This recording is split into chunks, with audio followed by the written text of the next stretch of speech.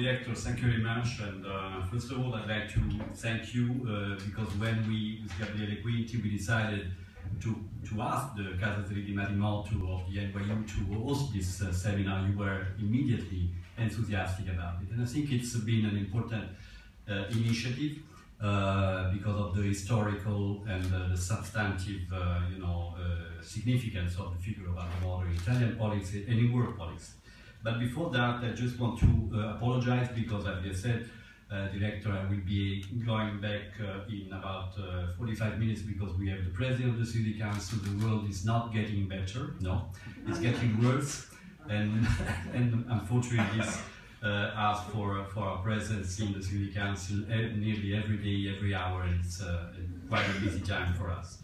I also would like to, of course, to thank again New York University Casa Italiana for hosting us, and the Accademia of the Studi Storici Aldo Moro, and the George Moss program in History of the University of Wisconsin for organizing the seminar.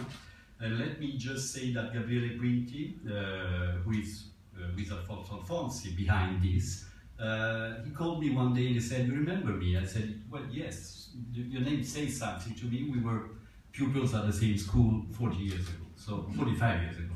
So it was a pleasure not only to collaborate professionally, but also to find again an old friend." Thank you, Gabriele, for having involved me.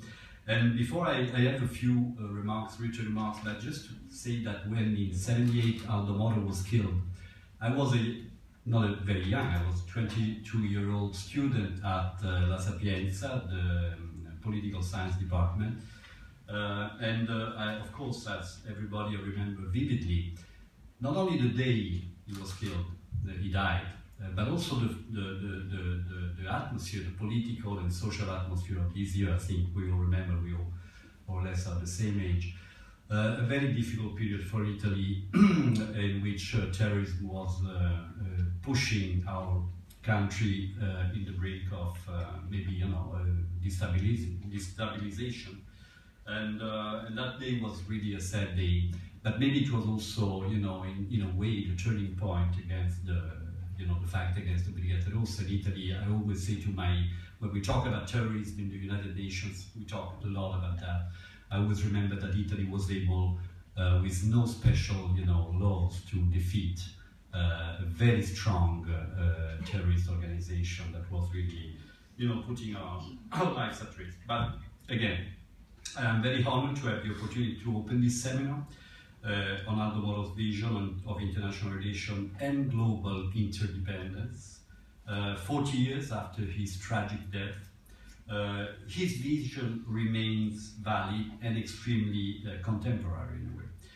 It still resonates profoundly with our understanding of the international system as one which must be based on mutual trust and respect of international law, so that it may promote friendly relations based on equal dignity between peoples and states. And I say that in a moment in which, from our privileged perspective, we see each day this system of international relations being put in jeopardy by terrorism, growing of criminal trafficking, links between trafficking and terrorism, and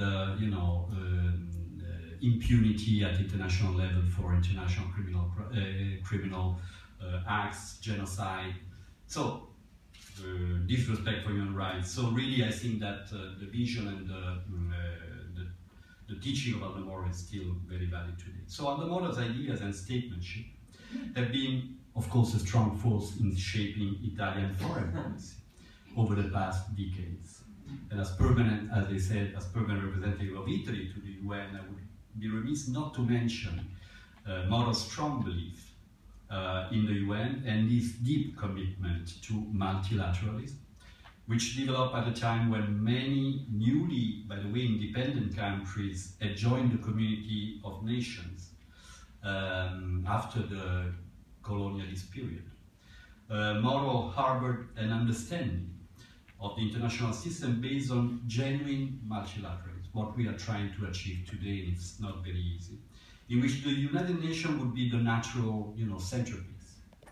In a speech to Parliament in 1969, he outlined the contours of an international system, and I quote, he said, that would be based on trust and guaranteed with means other than the mere balance of power, by promoting disarmament, valorizing the United Nations, and seeking in any way the détente and cooperation between people, which is still today the center of our work every day. It's, as you know very well, not an easy task. To this day, Aldo Moro's focus on building bridges, which is what UN is all about, between peoples and asserting human rights, understood in a broad sense, to include civil, political, economic, and social rights, lies at the heart of Italy's approach to international politics.